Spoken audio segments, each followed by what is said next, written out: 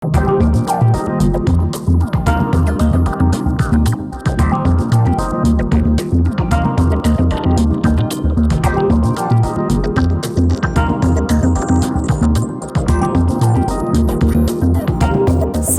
Kompas.com, baru-baru ini pemerintah melalui Kementerian Pertahanan membeli sejumlah alutsista. Salah satunya jet tempur Dassault Rafale asal Perancis. Selain jet tempur, Presiden AS Joe Biden juga dilaporkan memberikan lampu hijau agar Indonesia dapat membeli jet tempur F-15. Tak hanya itu, Menhan Prabowo Subianto juga berencana untuk membeli kapal selam Scorpene. Salah satu alasan pembelian alutsista ini karena dinamika situasi pertahanan dan keamanan di kawasan Asia Pasifik. Hal ini menjadi faktor Indonesia terus melakukan modernisasi alat utama sistem persenjataan.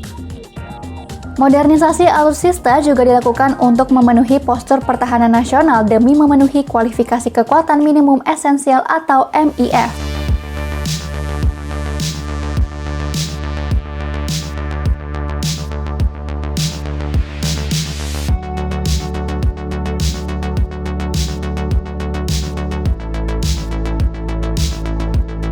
Di sisi lain, pembelian jet tempur Rafale ini menuai sorotan dari anggota Komisi 1 DPR Sukamta. Sukamta meminta agar pembelian jet tempur ini juga diikuti dengan penguatan industri pertahanan dalam negeri. Pasalnya, anggaran jet tempur itu dinilai cukup sebagai stimulus industri pertahanan dalam negeri. Hal ini pun sesuai dengan amanat UU nomor 16 tahun 2012 yang menyebut setiap pembelian alutsista dari luar negeri harus diikuti dengan transfer teknologi. Kedepannya, ia berharap sebagian pesawat tempur dapat diproduksi di Indonesia.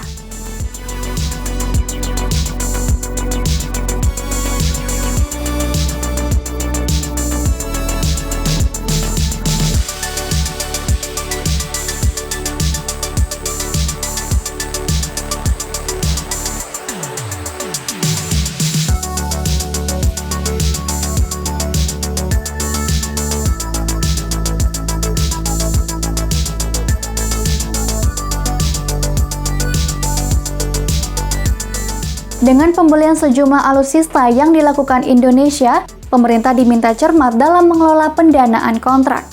Pengamat pertahanan Anton Aliabas menilai perlunya mengantisipasi berbagai kemungkinan kendala yang akan muncul. Anton menilai hal ini harus dilakukan agar Indonesia tidak terjerumus dalam kesalahan pada proyek KFX. Pasalnya, proyek jet tempur Rafale merupakan proyek kerjasama multi-years atau jangka panjang. Anton memperingatkan perlunya dilakukan pertimbangan dari DPR agar kelanjutan kerjasama lebih terjamin meski terjadi pergantian pemerintahan.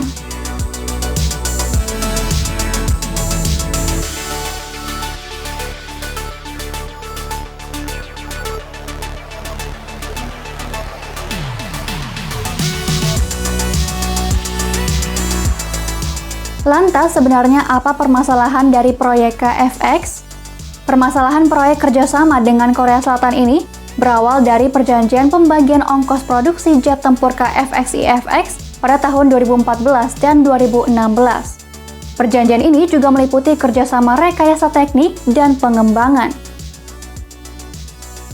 Dalam kontrak pada 2014, Korea Selatan menanggung 60% pembiayaan dan sisanya dibagi antara pemerintah Indonesia dan Korea Aerospace Industries.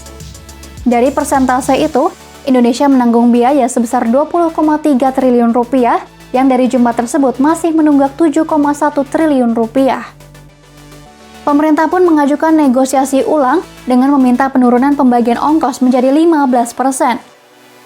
Namun, Korea Selatan hanya menyetujui renegosiasi sebesar 18,8% untuk biaya proyek yang harus ditanggung Indonesia. Tenaga ahli bidang pengembangan pesawat PT DI Andi Ali Syahbana mengatakan, sebenarnya tidak ada yang salah dalam kontrak proyek KFX.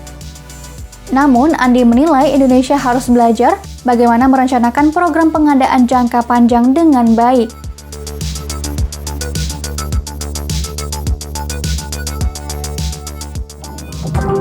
Demikian news update, simak informasi terupdate lainnya hanya di kompas.com, jernih melihat dunia.